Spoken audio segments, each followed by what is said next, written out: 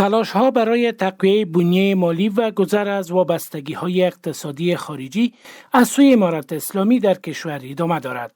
مسئولان ریاست احصایه و معلومات لوگر میگویند که در سال 1401 بیش از 22,000 جلد تذکره برقی، 38,900 جلد شناسنامه کاغذی اصلی و مستند در لوگر توزیع نمودند که از همین رو 11,670,000 افغانی عواید جمع آوری نمودند.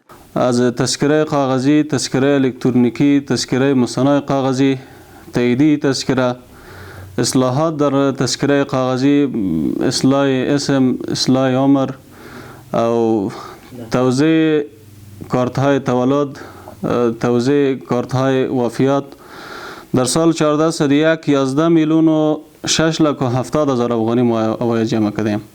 از سوی هم مدیر مرکز تذکره الکترونیکی میگوید که متقاضیان تذکره در این ولایت بیشتر بوده، ولی آنان روزانه در حدود 300 تن را بایومتریک میکنند و تذکره برایشان توزیع میکنند. زیر 2,500 تا 300 پورې 200 استعداد بایومتریکیږي او جمعوری سي د جمعوری بیا زیاته کیږي، تقریبا ورځ کې 350 دومره جمعوری کې دوسیه جمع کومګه. دې ترغلو موږ غواړو چې دغه تذکرو د دې مشرانو په باره کې موږ خپل کوشش کوو چې د خپل اولادو لپاره جوړ کړو. مسئولان ریاست احصایه و معلومات لوگر میگویند که آنان تلاش دارند که در سال 1402 یک مرکز توزیع تذکره های برقی را در یکی از ولسوالی های لوگر ایجاد نمایند.